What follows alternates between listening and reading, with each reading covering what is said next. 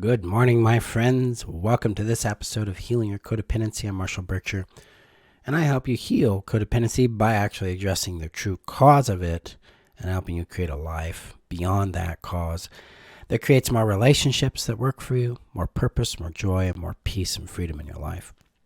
So today I've got a cold, so I'm going to be a little weird voice-wise, so endure with me here. Today we're going to talk about the true cause of codependency. We're going to revisit one of my most popular episodes, and that is the true cause of codependency, the Fawning response, what it is, why it's happening. So we're going to do this in two parts. Today we're going to talk about what it is, what causes it. In our next episode, we'll talk about how we address it and the proper ways to actually disengage that Fawn response and create the advocate response in our bodies so we don't need codependency anymore to meet our needs. So, all right. So, before I get to that, if you're watching on YouTube, hit that subscribe button, hit that share, hit that like button, comment below. If you're on the podcast, nice to see you. If you want to listen via podcast, I'm on Google, Spotify, Apple, and others. Come join me on my email community on Facebook. The info is in the description. Okay. So a lot of times in my work, at least, in my experience of healing codependency, I was taught several myths about codependency. And one of those myths was that codependency is a disease. It's a permanent thing. And it is also the actual problem that has to be addressed.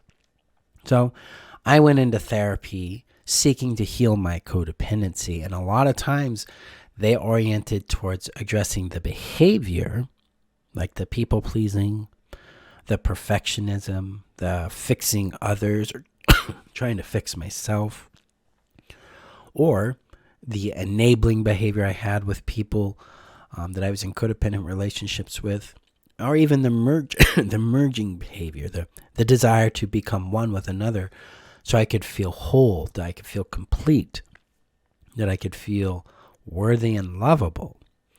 So we're always focusing on these behaviors, but we're rarely ever understanding what was actually going on. So my work, what I've learned over the years, is that this is completely the wrong way to do it.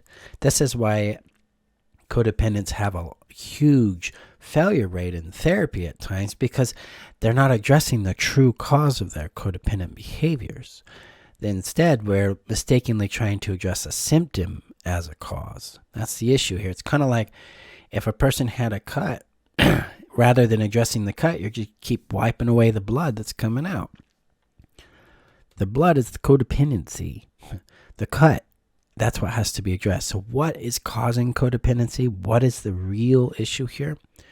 It's this thing called the Fawn Response. So the Fawn Response is one of the 4 F's, as a lot of people call them. So the body has 4 basic options it has to choose from when it encounters something that threatens its survival. It can fight the thing, it can flee from it, it can freeze and play dead, or it can fawn. So when the body can't escape, it can't fight it, it's going to freeze and then it's going to fawn. This is what children's bodies do in relationship to parents that they do not feel safe with, and they start ending up pleasing the parent, regulating the parent, that kind of thing. Or if you're in a toxic relationship cycle with an individual and you feel like your survival is dependent on them in some way, they control the money, or your sense of worth depends on their approval, or you've been put into a big freeze state because of harmful actions towards you, you're going to fawn. You might fight a little bit and then you might fawn. You might try to flee and then you'll fawn again. That fawning is going to show up as trying to please them, trying to regulate their emotions, taking responsibility for what they're doing and how they feel. Believing that you're the cause of their behavior is a fawn response. So it shows up this way. And then we try to make ourselves perfect. We try to protect them from consequences they create for themselves, so we don't have to deal with the blowback on that. And sometimes if we're really in a trauma bond, we'll try to merge with them in hoping that their love would complete us and our love would heal them. This is the power of the Fawn response in our lives.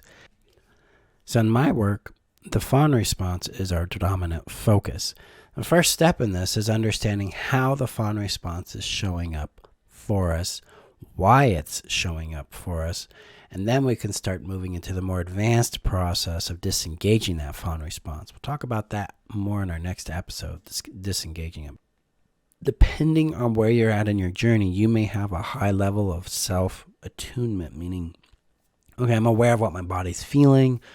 I'm aware of the impulses or sensations that are there. I can pause, I can acknowledge, I can observe them. Or you might be just starting this journey out and you're like, Marshall, I just please instantly, and I only realize it after I've done it. It's all good. All of us are between that state of just realizing what's going on after it's happened to, oh, I see it coming. Now I can intervene. I'm in some of those states in various places in my life. So it's a really normal place to be, first of all. So in my work, there's no expectation that we be in a certain place. We always receive ourselves where we're at, as we're at, so we can care for ourselves there, because it's a very important place to go, hey, this is where I'm at, and we can meet the needs that are there. So first of all, how can I detect if I am in a fawn response? So who are you pleasing, and what is that trying to do for you? What are you trying to be perfect in, and what is that trying to do for you? Are you trying to fix a problem, fix yourself, fix someone else? What do you hope that will do for you? Are you trying to avoid a conflict? What are you hoping that will provide for you? The reason I ask this question set here, are you trying to do this thing, what is it providing or doing for you, is because these behaviors are attempting to accomplish a specific need. There are 3 needs we all have. They're constant. They have to be nurtured over time and with consistency. And I call them the 3 necessities: the need for connection, the need for safety, and the need for self-worth. And the fawn response tries to make this happen through these codependent behaviors: people-pleasing, fixing, perfectionism, avoiding conflict, all of that. This is important to understand, because when we understand why our codependent behavior is showing up and what it's trying to do for us, we can connect back to our need. When we can connect back to our need, we can start the process of actually healing the impact we're living through and transitioning to an advocating response for ourselves. So that's where we start.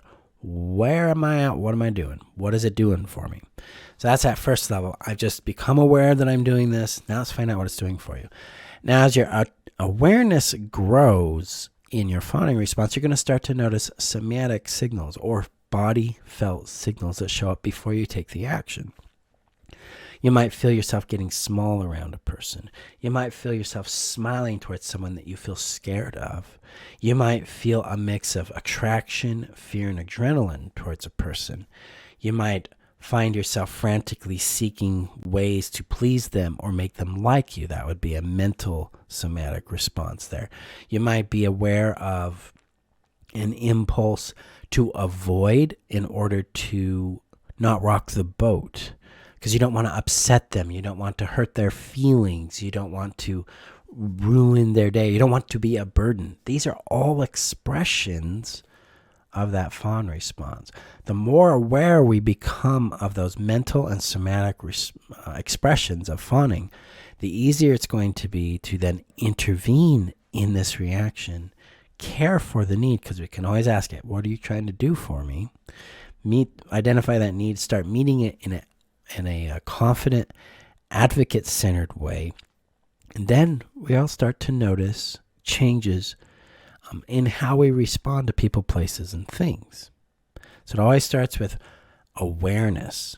Am I aware of what I'm doing and what it's doing for me? And we build that up over time. In the essential codependency healing trainings, we start that off with simply acknowledging, hey, this is what's showing up.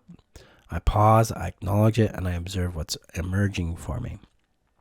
By the way, those trainings start in 2.5 weeks. So next live class is available. The link's in the description. So this is where we start. We start with that awareness. And in this, we don't shame ourselves. We don't have to shame ourselves. That's the cool part here. Fawning doesn't mean there's something wrong with who we are. Fawning means we have been through hell, and this is how we survived that hell. This is how we navigated our lived reality. It's the only options we had at the time. We didn't know any other options. We didn't have enough resources to do other options. Your body would not fawn if it could safely fight or safely flee from a threat. It wouldn't do it. It'd be like, I can leave, and I will, because I've got enough resources to help me navigate that. Or I can stand up for myself and navigate that impact and experience because I've got enough resources there. Resources would be people that support you, financial resources, material resources like where you live, emotional resources, how to regulate and care for your emotions, capacity, health, things of that nature. But when we are under-resourced, the body's going to freeze a bit, and then it's going to fawn towards that threat so it can survive. So your body's doing what it thinks is best for you to keep you alive. So inherently, fawning is a good response. It's not something that requires any kind of shame, any kind of guilt, any kind of criticism. Instead, it's like, of course I'm fawning. I'm scared. And I don't know what else to do. This is what I know. This is how I know how to survive right now. Okay. Then we can add resources to your body, to your skill sets, to your mind, to your experience, so your body can then choose other options too. That's the work here. So fawning is not a problem. It is the cause, but that is a result of what you have lived through, not a result of who you are. So this is my approach to healing codependency. We technically don't heal it. We address the fawning response, and then we emerge into an advocate response where we have loyalty to ourselves, trust in ourselves, we value ourselves, and now we're saying yes and no. We're taking actions towards our dreams and desires. We are filtering and navigating rejection and approval properly. We are oriented to our own power, our own sovereignty, and to who we truly want to be and who we are. That's our work together.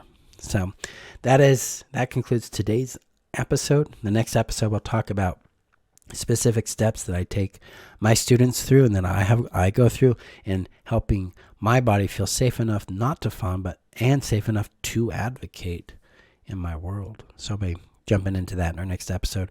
My friends, thank you for being here. Thank you for showing up. If you're looking for, if this is resonating, you're ready to end fawning in your life, start advocating in your life, come join the Essential Codependency Healing Trainings. It's an 8-week live course I teach on Sundays at 12 p.m.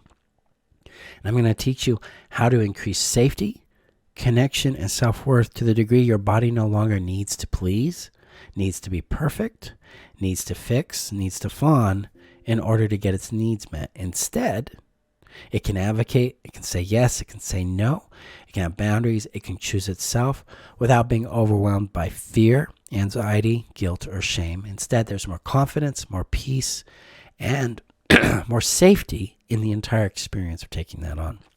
The link is in the description. Come join us, and let's change your world from codependency to advocacy in less than 8 weeks. So, my friends, again, thank you for being here. Go gently. Let me know your thoughts below. Any questions you got there.